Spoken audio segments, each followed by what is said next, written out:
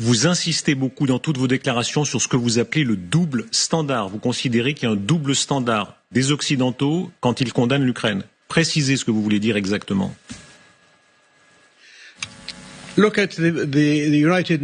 Regardez le Conseil, les résolutions du Conseil de sécurité de l'ONU sur le conflit israélo-palestinien. Aucune n'a été mise en œuvre. Il n'y a pas eu de sanctions sur Israël pour son agression contre le monde arabe depuis 1967.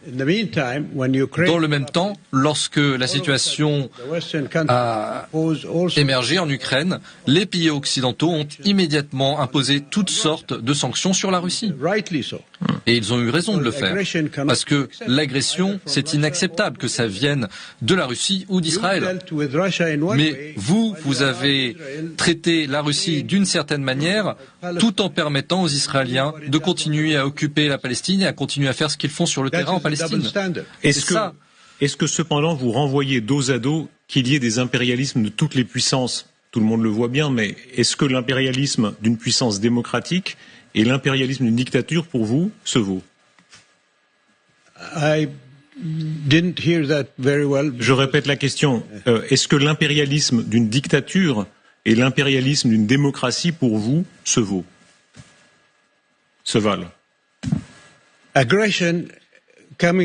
L'agression, d'où qu'elle vienne, c'est quelque chose de mauvais.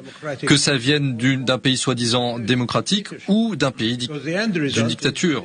Le résultat, au final, c'est la mort de personnes innocentes. Et on voit la souffrance des Palestiniens depuis 1967. C'est une souffrance insupportable. L'Occident n'a pas pris les mêmes mesures contre Israël que les mesures que l'Occident a prises contre la Russie lorsqu'elle a attaqué l'Ukraine.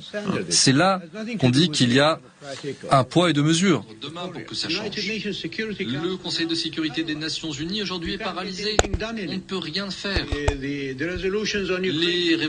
résolutions sur l'Ukraine, elles n'ont pas réussi à passer le Conseil de sécurité parce que la Chine et la Russie auraient mis leur veto.